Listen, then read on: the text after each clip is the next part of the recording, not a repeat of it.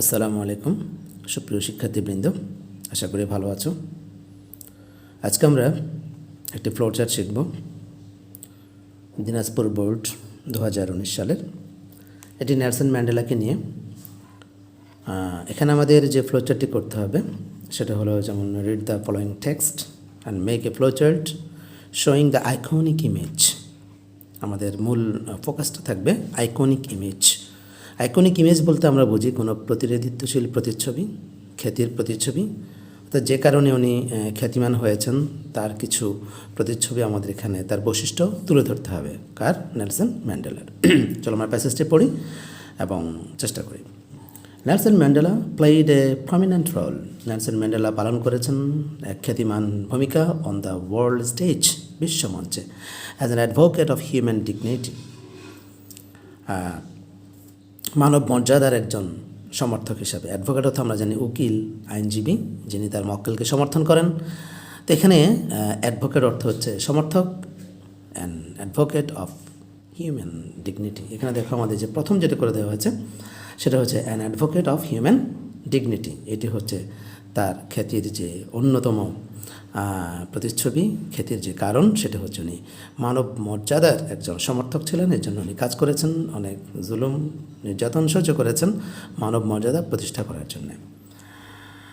In the face of challenges, বিভিন্ন প্রতিকূলতার মুখে, ranging from political repression to AIDS, যার মাত্রা ছিল রাজনৈতিক নির্যাতন থেকে এইডস পর্যন্ত।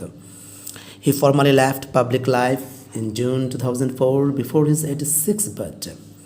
তিনি আনুষ্ঠানিকভাবে সরকারি জীবন থেকে অবসর গ্রহণ করেন 2004 সালে, তার 86তম জন্মদিনের পূর্বে। But he remained one of the world's most revered public figures. কিন্তু তিনি রয়ে গিয়েছিলেন পৃথিবীর অন্যতম শ্রদ্ধাবান পরিচিত ব্যক্তিত্বর অন্যতম, কম্বাইনিং সেলিব্রিটি স্পার্কল। তিনি যুক্ত করেছেন তার খ্যাতির অগ্নিস্ফুলঙ্গকে with an unwavering message of freedom, respect and human rights.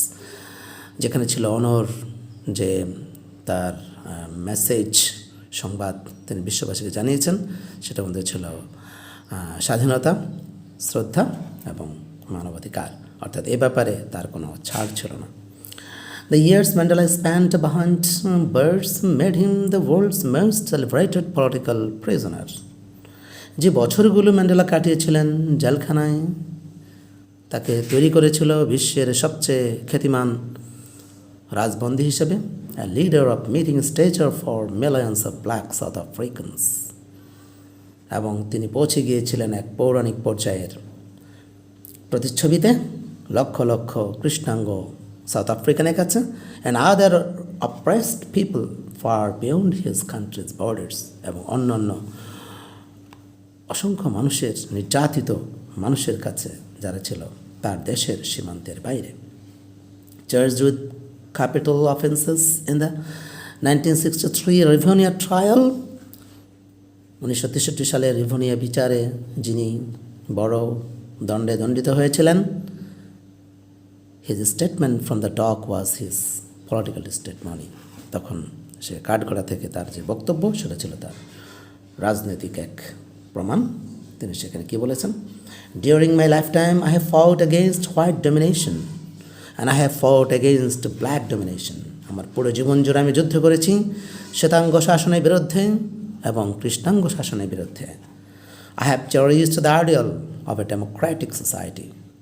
আমি লালন করেছি এমন একটি আদর্শ, এক গণতান্ত্রিক সমাজের আদর্শ, in which all person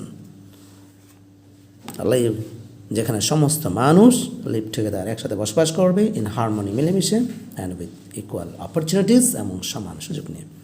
he told the court, যা তিনি আদালতকে বলেছিলেন। ফ্রেন্ডস অ্যাডোর্ড ম্যান্ডেলা, বন্ধুরা ম্যান্ডেলাকে ভালোবাসত, গভীরভাবে ভালোবাসত।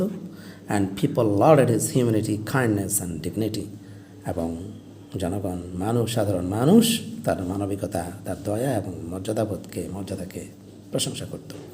এখন এখানে যে স্যাম্পলটা দেওয়া হয়েছে, one has been done for you, সেটা দেওয়া হয়েছে an advocate of human dignity. ইনি হচ্ছেন মানব মর্যাদার একজন সমর্থক। এখানে দেখবো আমরা একটা আর্টিকেল আছে, তারপর নাউন আছে, প্রিপোজিশন আছে, তারপর আবার নাউন আছে।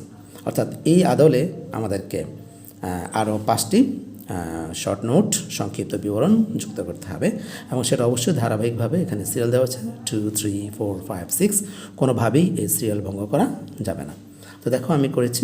তো তার যে পরিচয়গুলো আমরা এখানে পেয়েছি, প্রথম যে পরিচয় পেয়েছি সেটা হচ্ছে an advocate of human dignity. এরপরে দেখো বাকিগুলো আমরা এনেছি কিভাবে। দ্বিতীয়টি আমরা দেব one of the world's most revered public figures. দ্বিতীয়ত তিনি হচ্ছেন পৃথিবীর অন্যতম শ্রদ্ধাশীল পরিচিত ব্যক্তি, এটিও তার খ্যাতির প্রতিচ্ছবি। তারপর ছিল the world's most celebrated political prisoner, তিনি ছিলেন পৃথিবীর অন্যতম খ্যাতিমান রাজবন্দী। তারপর আমরা এখান থেকে আনবো তার পরবর্তীতে a leader of mythic stature, a leader of mythic stature, তিনি ছিলেন এক পৌরাণিক পর্যায়ের দেবতুল্য পর্যায়ের নেতা, যাকে মানুষ দেবতা হিসাবে ভক্তি করত, দেবতার মতো শ্রদ্ধা করত। তারপরে a fighter against white and black domination, তিনি হচ্ছেন শ্বেতাঙ্গ এবং কৃষ্ণাঙ্গ শাসনের বিরুদ্ধে এক যোদ্ধা। ওখানে বলেছেন আমি যুদ্ধ করেছি, আই ফট, সেখানে আমরা নাউন হিসাবে পরিণত করেছি আ ফাইটার। তারপর বলেছেন যে আই হ্যাভ চেরিস্ট, উনি বলেছেন যে আমি স্বপ্ন দেখেছি, লালন করেছি, সেখানে আমাকে নাউন পরিণত করেছি a cherisher of the ideal of democratic society, একটি গণতান্ত্রিক সমাজের আদর্শের লালনকারী। তো আশা করি তোমরা বুঝতে পেরেছ। ধন্যবাদ সবাইকে। আসসালামু আলাইকুম ওয়া রাহমাতুল্লাহ।